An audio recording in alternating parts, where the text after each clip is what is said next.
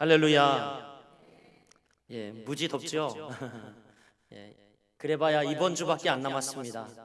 분명히 이번 주 지나면 또 모든 더위가 꺾이고 하나님이 또 언제 그렇게 역사하셨는지 우리에게 또 새로운 바람을 불어넣어 주시고 또 살만하게 해주실 것입니다. 할렐루야. 우리 옆 사람에게 축복하겠습니다. 은혜와 평강이 넘칠지어다. 은혜와 평강이 넘칠지어다. 아멘. 오늘 여러분들과 함께 요한계시록 3번째 말씀으로 복이 있나니 이런 제목으로 오늘 본문을 가지고 은혜를 나누고자 합니다. 오늘 여러분 이 요한계시록 1장 3절 말씀은 이렇게 이야기합니다. 이 예언의 말씀을 읽는 자와 듣는 자들과 그 가운데 기록한 것을 지키는 자들이 복이 있나니 때가 가까움이라 이렇게 말하고 있습니다. 여기서 우리가 주목해야 할 것은 이 책이 우리 믿는 성도들에게 복이 있도록 복을 주도록 쓰여졌다는 사실입니다. 할렐루야. 분명히 오늘 여러분 1장 3절에 이야기하고 있잖아요. 이 책의 서론적인 바로 말씀에 그렇게 이야기를 합니다.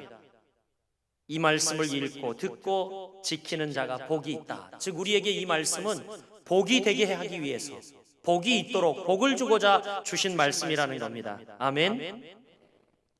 여러분 성경에는 정말 수백 가지 여러 가지 예언들이 기록되어 있습니다. 그 가운데 특별히 예수님에 대해 구약에는 350여 가지의 예언이 있어요.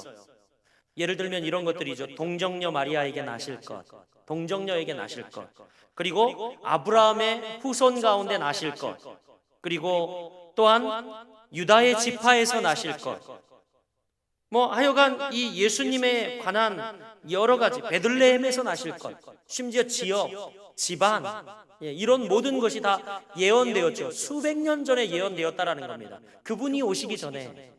놀라울 일입니다. 그런데 어쨌든 간에 이 예언의 특징은 모두 예수에 관한 예언을 하고 있는데 이것들은 다 성취되었다는 사실입니다. 아멘. 그래서 여러분 이렇게 메시아에 대한 예언의 선택이 점점 좁혀가다가 정말 신약 시대에 그분이 나심으로 이 예언이 완성이 되었는데 피터 스트너 박사라고 하는 분은 이 예수에 관한 예언 8가지가 한 사람에게서 우연의 일치로 성취될 가능성을 확률로 계산해 보았다 그래요. 여러분 어느 정도 확률이 될 것 같습니까? 예를 들면 이런 거예요. 이제 우리 가운데 10명 중에 한 명이 대머리, 그리고 또 우리 가운데 이 1000명 중에 한 명이 한 손가락이 잘리고, 또 우리 가운데 10,000명 중에 한 사람이 앞을 못 보고, 이런 확률로 계산을 해도 이 확률보다 훨씬 더 높은 그런 메시아에 대한 예언이 한 사람에게서 성취될 가능성은 정말 어느 정도냐면 여러분 한반도 세배 면적에 있잖아요. 한반도 세배 면적. 그러니까 남북한 합친 이 한반도 세배 면적에 이 한 2자 정도. 그러니까 약 한 자가 몇 센치죠? 30cm? 그러니까 한 60cm 정도 되게 한반도 세배 면적에 동전을 죄다 깔아놓고 그 가운데 한 동전만 은전 동전을 딱 놓고 한반도 세배 면적이라고 그랬습니다. 그리고 이 은 동전을 하나 그 가운데 딱 숨겨 놓았는데 한 60cm 높이로 쫙 전 국토를 다 동전으로 깔아놓은 겁니다. 그리고 어떤 한 사람이 눈 감고 단번에 딱 집었는데 그 은동전을 손에 집을 확률이라고 합니다. 그러니까 이건 여러분 가능한 확률이에요? 불가능한 확률이에요? 그렇죠. 거의 불가능한 확률이에요. 그런데 놀랍게도 이 350여 가지의 메시아의 예언이 한 사람에게 이루어질 일이란 정말 우연의 일치요? 아니면 수학적으로 불가능한 그런 확률임에도 불구하고 예수 그리스도 그분 한 분을 통하여 메시아에 대한 350여 가지의 예언이 그분 한 분으로 집약되어 성취되었다는 겁니다. 여러분 놀랍지 않습니까? 굉장히 놀랄 일이에요. 여러분. 그런가 보다 하고 여러분은 그냥 마는데, 여러분 이렇게 성경의 예언은 모두가 성취되었습니다. 그런데 지금 우리가 보고 있는 이 요한계시록만 앞으로 성취될 예언이라는 것이죠. 저는 확신합니다. 이 예언 여러분 분명히 성취될 것입니다. 할렐루야. 그리고 이 예언은 여러분 성취되는 것이 우리에게 축복일 줄 믿습니다. 요한계시록은 따라서 축복의 책입니다. 하나님을 거역하는 사람에게는 물론 재앙과 저주의 책이 되는 것은 확실합니다. 그러나 하나님을 믿고 사랑하는 우리에게는 이 요한계시록은 축복의 책임을 믿습니다. 그럼 누가 복된가 이 요한계시록을 열면서 이야기를 하고 있는데 먼저 뭐라고 이야기합니까? 이 예언의 말씀을 읽는 자가 복이 있다라고 이야기를 합니다. 할렐루야. 제일 먼저 복된 사람은 누구인가? 이 예언의 말씀을 읽는 자가 복이 있다라는 겁니다. 여러분 이 말씀은 당시의 배경을 좀 이해해야 되는데 이 요한계시록 이 책은요, 딱 사도 요한이 계시를 받아서 요한이 말한 것을 누군가 이렇게 받아 적은 필사한 계시예요. 그래서 이것을 또 누군가 필사한 사람을 통해서 이것을 누구에게 소아시아에 전달해서 소아시아 성도들이 읽도록 한 겁니다. 소아시아 7교회 성도들이 읽도록 한 거죠. 그래서 여러분 이 소아시아 7교회에서 돌려 읽는 회람서신으로 이 편지는 주어졌어요. 그러니까 어떤 한 교회에서 이 소유하고 있을 수 있는 게 아니라 어떻게 해요? 이 편지는 누군가에 기록되어서 아니면 카피본이 있어서 그것을 가지고 이 카피본이 한두 번 있었으리라고 생각이 되어지는데 그것을 가지고 돌려가며 읽는 거라는 거예요. 여러분 혹시 점자 성경 보았습니까? 저는요 이렇게 우리 앞을 보지 못하는 친구들하고 캠프를 몇 해 동안 서울에서 교회를 섬길 때 했어요. 그런데 걔들이 교회 올 때 성경을 가지고 오지 않는 거예요. 속상하잖아요. 그래서 야 너희들 성경을 가져와 봐 그랬더니 애들이 막 웃더라고요. 집회를 하는데 막 성경 가져와 봐라 그랬더니 웃어요. 그래서 왜 웃나 그랬더니 그 다음날 성경을 가져왔거든요. 그런데 성경을 몇 놈이 가져왔냐면 3놈이 가져온 거예요. 그래서 성경을 3놈이 가져왔는데 야 니네 왜 3놈 빼놓고 왜 성경을 안 가져왔냐 그랬더니 이 3명이 성경을 가져왔는데 점자 성경을 가져왔는데 라면 박스로 2개 반인 거예요. 그러니까 분량이 이렇게 많으니까 가지고 다닐 수가 없는 거예요. 그런데 여러분 한번 생각해 보십시오. 당시도 기록 문화가 발달하지 않을 때였습니다. 그렇죠? 종이가 여러분 나왔습니까? 아니요. 파피루스나 이런 것에 기록을 할 때이죠. 그러니까 이제 열심히 사도 요한의 계시를 누군가 적었는데 이것은 여러 교회가 이 카피본을 가질 수가 없는 거예요. 그러니까 진본 하나를 가지고 오늘은 이 데살로니가 교회에서 읽혔다가 내일은 다른 빌립보 교회 가져가서 읽고 뭐 이렇게 두아디라 교회 가서 읽고 이렇게 이 회람서신이었다는 겁니다. 이해가 되시나요? 그러니까 이 회람서신이었기 때문에 그래서 회중들 가운데에는 한 사람이 이 서신을 큰 목소리로 대중들에게 읽는 사람이 있었다는 겁니다. 읽어주는 사람이 있었다는 겁니다. 그래서 오늘 여러분 이 예언의 말씀을 읽는 자가 복이 있다라고 이야기할 때 바로 회중들 가운데 서서 이 말씀을 읽어주던 이를 지칭하고 있는 이야기라는 것을 여러분이 기억해야 합니다. 오늘 본문에 읽는 자 헬라어로는 아나기노스콘이라고 하는 단어를 사용하고 있는데 초대교회는 이렇게 성경을 가지고 있는 사람들이 없었기 때문에 회중을 대표해서 누군가 성경을 읽던 자, 바로 성경을 읽던 자를 지칭하여 하는 말이라는 것을 우리가 이해를 해야 합니다. 여러분 그런데 어쨌든 간에 이 성경을 이렇게 회중들에게 읽어주는 자, 선포하는 자가 복이 있다라고 말합니다. 할렐루야. 유명한 부흥사였던 D.L. 무디가 은혜를 받았습니다. 너무너무 큰 은혜를 받아서 그가 거듭난 후에 하나님 앞에서 온전하게 살기로 서약하면서 하나님 앞에서 오롯이 믿음 생활을 하리라 결단했지만 여러분 그렇습니까? 아니에요. 하다가 늘 실패하고 넘어졌어요. 그래서 이래서는 안 되겠다 생각한 무디는 너무 속상해서 산에 들어가서 산기도를 했습니다. 기도 중에 하늘의 신령한 은혜가 그를 감싸기도 하고 또 하늘의 신기한 복들이 자기 심령에 물밀듯 밀려오는 겁니다. 그래서 자신 있게 세상으로 내려왔어요. 이제 나는 됐다. 하나님의 은혜가 이만하면 나는 승리할 수 있다 라고 생각했지만 여러분 한 달 좀 넘어가니까 다시 그 열정이 식고 또 여러 유혹에 붙들리고 넘어지며 또 실패했습니다. 그래서 무디는 혼자서는 안 되겠구나 생각해서 이제는 다음에 선택한 방법이 뭐냐면 유명한 목사님을 찾아가서 은혜를 받아야겠다 생각해서 무디는 유명하다고 하는 목사님 부흥 집회를 따라다니며 은혜를 받았습니다. 정말 그러던 중 어느 날 깊은 은혜를 체험했어요. 전하는 목사님의 말씀에 은혜를 받고, 그리고 이제 정말 하나님의 은혜가 나에게 임하였구나 생각했지만 여러분 어땠겠습니까? 불과 한두 주 지나니까 무디는 다시 또한 실패하고 넘어지며 또 구별된 삶을 살지 못하는 비참한 자신의 모습을 보게 되었습니다. 그래서 무디는 스스로 탄식하기를, 나는 화인 맞은 양심인가 보다, 성경 속의 비유로 나타난 돌짝밭 같은 마음씨가 바로 나인가 보다 라고 실망하고 자책을 하기 시작했습니다. 스스로를 저주하며 혐오하던 무디가 어느 날 문득 펴든 성경이 어디냐면 로마서 10장 17절 말씀이었어요. 우리 같이 읽어보겠습니다. 시작. 그러므로 믿음은 들음에서 나며 들음은 그리스도의 말씀으로 말미암느니라. 아멘. 그러므로 믿음은 들음에서 나며,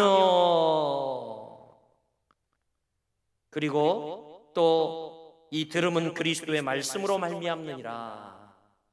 로마서 10장 17절 말씀을 펴서 읽다가 그는 깨지기 시작했습니다. 무디는 마음을 바꿔 말씀을 읽기 시작했습니다. 그의 무디는 위대한 무디로 변하기 시작했어요. 그리고 그가 이제 완전히 말씀으로 변화되어서 하나님의 말씀을 그가 읽는 자가 되어 열심히 읽다가 하나님의 말씀이 그 심령 가운데 깊이 들어와 그를 변화시켜 그가 미국의 역사를 뒤바꾼 위대한 설교가가 되었다는 이야기입니다. 여러분, 이렇게 하나님의 말씀을 읽는 것은 복의 첩경인 줄 믿으시길 바랍니다. 할렐루야, 할렐루야. 오늘 바쁘다, 오늘 날씨 너무 덥다, 정말 여러분 말씀 읽기에 시간이 너무 빠듯하다, 없다라고 이야기하지만 여러분, 제가 장담합니다. 하나님의 말씀을 펼쳐 읽는 그 순간부터 여러분에게 복이 임할 줄 믿습니다. 이게 하나님의 말씀이에요. 약속하신 말씀이에요. 여러분, 시편 1장 1절 뭐라고 이야기합니까? 복 있는 사람은 악인의 꾀를 쫓지 아니하며 죄인의 길에 서지 아니하며 오만한 자리에 앉지 아니하며, 그 다음 2절은 뭐라고 이야기해요?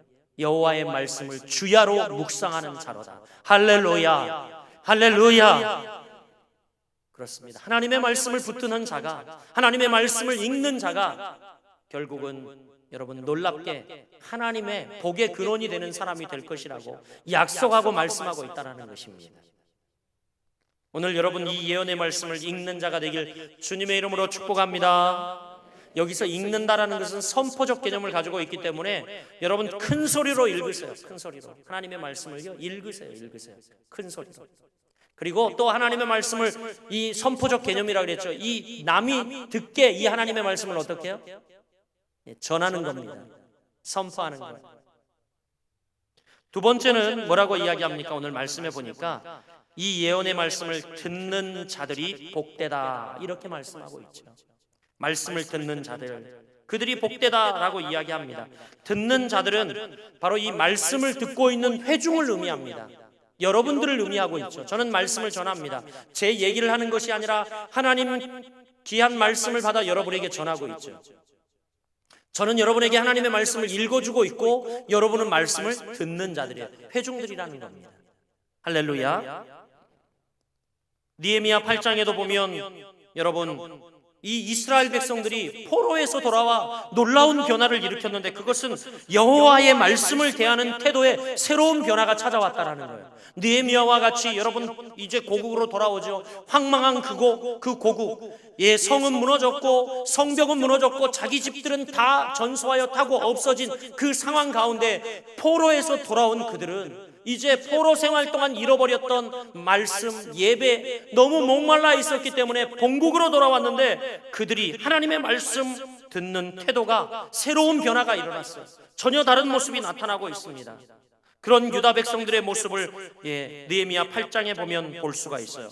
백성들이 스스로 연합해서 새벽부터 말씀을 듣기를 간청하였습니다. 또한 하나님 앞에서 겸손한 태도로 이 말씀 앞에 경의를 표하고 있는 그들의 모습 뿐만이 아니라 그들은 하나님이 말씀이 명한 대로 이 말씀을 지켜 살아가되 제일 먼저 하나님의 말씀이 명하는 절기를 지키기 시작했다는 것.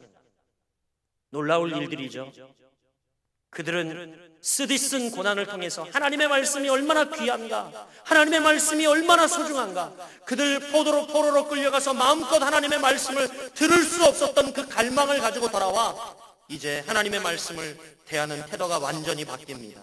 이제 에스라를 세워서, 에스라는 모세의 율법에 능한 학사였기 때문에, 그는 제사장이며 율법의 해석자로 충분한 자격이 있었기 때문에 그는 하나님의 은혜를 입은 학사로서 은혜와 진리가 충만한 자였기 때문에 그를 통하여 이제 이스라엘 백성들에게 말씀을 전하기 시작했습니다. 정말 수문학 광장, 널따란 광장에 마련된 최초의 강단, 나무 강단을 그곳에 세우고 4절에 보면, 느헤미야 8장 4절에 보면 그곳에 강단을 세웠다고 그랬어요. 그리고 남자 여자 무릇 알아들을 만한 회중 모두가 모여서 말씀을 경청하기 시작했습니다. 그저 하나님의 말씀을 알아들을 만한 나이가 되면 남자든 여자든 모여서 하나님의 말씀을 경청했다라는 겁니다. 그들은 하나님의 말씀을 진심으로 갈망하며 구했습니다. 지난주에 여러분 갈망하고 갈망하라 이야기했죠. 우리가 예배를 드려도 무엇을 해도 갈망하고 갈망해야 합니다. 여러분 갈망하고 갈망하면 그 사람을 통해 하나님이 역사하시고 그 일들을 이루세요. 여러분. 할렐루야. 그래서 꿈꾸는 자가 복이 있다라고 이야기를 하는 겁니다.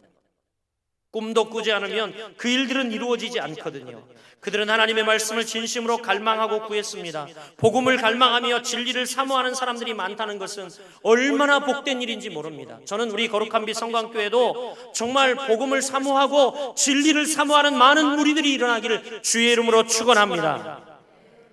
3절 말씀해 보니까 이스라엘 백성들이 새벽부터 오전까지 뭇백성이 그 율법책에 귀를 기울였다 라고 이야기를 하고 있죠. 그 율법책에 뭐 했다고요? 귀를 기울였다. 언제부터 언제까지? 새벽부터 정오까지. 그들은 말씀을 전하고 있는 에스라에게 집중하기보다 하나님 말씀 자체에 더 흥미를 가지고 하나님 말씀에 집중하기 시작했습니다. 여러분 이 시간도 저에게 집중하지 마세요. 김정일 목사가 무슨 옷을 입고 나왔니, 말을 어떻게 하는지 집중하지 마시고 하나님이 지금 여러분에게 무엇을 말씀하시는지 집중하시기 바랍니다. 할렐루야, 할렐루야. 그들은 시간 가는 줄도 모르고 새벽부터 정오까지 앉아 하나님의 말씀을 열심히 청취하였습니다. 하나님의 말씀을 경청하는 자세보다 아름다운 모습은 없어요. 여러분 제가 설교하다 보니까 여기서 보면요 하나님의 말씀을 그렇게 사모하며 경청하는 이들의 모습을 보면 천사 같아 보여요. 얼마나 아름다운지 모릅니다. 그 사모하고 갈망하는 눈빛이 여러분 눈빛에 아롱아롱 여러분 이렇게 얼마나 이 말씀을 그냥 송이꿀처럼 달게 받아먹는 그런 분들의 얼굴을 보면 정말 힘이 되고 또 그보다 아름다운 모습을 찾아볼 수가 없습니다. 또한 하나님의 말씀에 대한 사랑과 존경은 성도들의 마땅한 의무입니다. 할렐루야. 하나님의 말씀에 대한 사랑과 존경을 여러분들이 마땅히 가져야 하는 것이 성도의 의무예요. 여러분 이 하나님의 말씀을 우리가 경시하면 안 됩니다. 하나님의 말씀을 우리가 존경하고 하나님의 말씀에 우리가 경의를 표해야 합니다. 이게 성도의 의무입니다.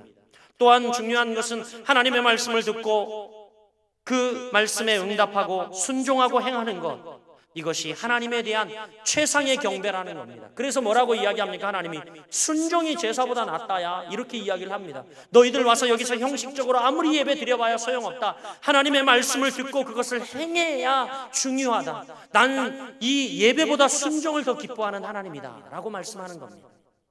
하나님의 말씀을 듣고 지켜 행하느냐 행하지 않느냐, 그것을 하나님이 우리에게 요구하고 계시는 거죠.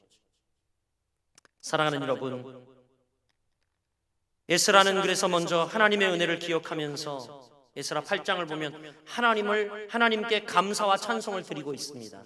그 다음 율법을 읽고 율법의 뜻을 그들에게 해석해 주고 있어요. 그리고 말씀의 뜻을 깨닫게 해주셨어요. 그 다음에 여러분 해야 될 게 뭡니까? 이제 이 말씀을 듣고 우리 성도들은 행하는 거죠. 언제나 말씀을 듣는 자리를 사모하고 그곳에 있다는 것은 큰 축복이에요. 여러분, 오늘 이 예배의 자리에 있다는 것은 큰 축복입니다. 할렐루야. 피서를 갔다가도 여러분 주일이면 하나님의 말씀을 듣기 위해서 달려와야죠. 할렐루야. 그리고 아니면 여러분 정 오지 못하면 근방에 있는 교회라도 가서 하나님의 말씀을 사모하고 들어야 합니다. 그 자리를 놓치면 안 돼요. 여러분, 말씀을 듣는 자리, 그것을 사모하고 그것을 여러분 놓치면 안 됩니다. 여러분도 잘 알다시피 세계적인 부호가 되었던 많은 사람들, 그들의 한 덕목 가운데 하나는 뭡니까? 주일 예배나 아니면 주일 예배를 지키는 일이며, 또한 그들이 구별하여 11조 하는 일, 이것을 아주 천금보다 더 귀히 여겼다는 것을 우리는 기억해야 합니다. 할렐루야. 분명히 여러분 복이 될 것입니다. 하나님의 말씀을 여러분이 읽고 듣는다는 것, 여러분에게 어마어마한 복이 될 것입니다. 마지막으로 여러분, 오늘 본문은 뭐라고 이야기합니까? 이 예언의 말씀을 지키는 자가 복이 있다라고 말하죠. 지키는 자. 여기서 지키는 자는 이 예언의 말씀을 듣고 지키며 행하는 자로 복이 있다고 오늘 선언하고 있어요. 여러분, 하나님의 말씀을 듣기만 하지 마시고 행하는 여러분들 되시길 주의 이름으로 축복합니다. 이 말씀을 지켜가는 여러분들 되시길 축복합니다. 한 선교사님이 한 한국인의 방문을 받았는데, 이 선교사님이 아주 오지에서 선교를 하고 있었기 때문에 한국인이 아주 멀리서 방문을 해줬다는 것은 굉장히 큰 반가운 일이고 축복이었다고 그래요. 그런데 선교사를 찾아온 이분은요, 단 한 번의 실수도 없이 산상수훈 전체, 그러니까 마태복음 5장부터 7장 마지막 절까지 정확하게 토시 하나 틀리지 않고 암송을 하더랍니다. 그래서 선교사님이 마음속으로 그 모습을 지켜보면서, 야, 이 사람에게 성경만을 암송하는 것이 충분치 않다는 것을 깨닫게 해줘야겠다라고 생각이 되어져서, 선교사님은 성경을 암기하는 것만큼 행동으로 나타내야 한다는 것을 알려주고자 조심스럽게 기회를 보다가 찾아온 이 사람에게 말을 했다고 그래요. 지금 당신이 제게 말씀하신 것은, 이렇게 이야기를 했다고 그래요. 이제 선교사님이 이 말씀을 듣는 것, 이 말씀을 암송하는 것, 그것으로는 만족할 수 없다. 지키는 것이 더 중요하다. 이렇게 이야기를 하자 바로 이 찾아왔던 이분이 얼굴에 환한 미소를 띠면서, 선교사님, 지금 선교사님이 말씀하신 것은 바로 제가 지난날 성경을 통해 깨달은 진리입니다. 저는 과거에 성경 구절을 암기만 하려고 애썼습니다. 그러나 그것만으로는 충분하지 않았습니다. 그래서 저는 계획을 세웠습니다. 그 계획은 성경 구절을 외우고 나면 즉시 하나님을 믿지 않는 이웃에게 찾아가 그 이웃에게 성경 구절대로 행하는 것이었습니다. 이렇게 하자 비로소 성경에 대한 확신을 얻게 되었습니다. 이렇게 이야기를 하더랍니다. 그러니까 성경을 암송하는 것만으로도 중요하지 않다라는 거죠. 성경을 암송하는 것보다 더 중요한 것은 하나님의 말씀대로 사느냐 살지 않느냐, 이것이 더 중요하다는 이야기입니다. 할렐루야. 여러분, 하나님의 말씀을 읽고 듣고 지킬 때에 복이 됩니다. 이 요한계시록 말씀은 엄청난 박해 속에서 죽느냐 사느냐 생사의 갈림길에 있는 백성들에게 주어진 말씀입니다. 그런데 그들에게 오늘 이 말씀은 뭐라고 이야기합니까? 이 말씀을 듣고 또 읽고 지켜봐라, 복이 있을 거다, 이렇게 말합니다. 엄청난 박해 속에 있는 그들, 언제 죽을지 모르는 위협 가운데 있는 그들에게 뭐라고요? 이 말씀을 읽고 듣고 행해봐라, 복이 있을 거다, 이렇게 말합니다. 여러분, 이해가 안 되죠? 그러나 하나님은 세상의 것으로 판단을 금하셨습니다. 하나님이 주시는 복은요, 이 땅에서 확인될 수 있는 복이 아닙니다. 영적인 세계에서만 확인될 수 있는 하늘의 복인 것입니다. 할렐루야. 하나님이 그들의 고난을 없애 주신 게 아니라 고난보다 더 큰 은혜를 주셨어요. 할렐루야. 그럴 겁니다, 여러분. 하나님이 우리에게 이 말씀을 읽고 듣고 지켜 행하라고 말씀합니다.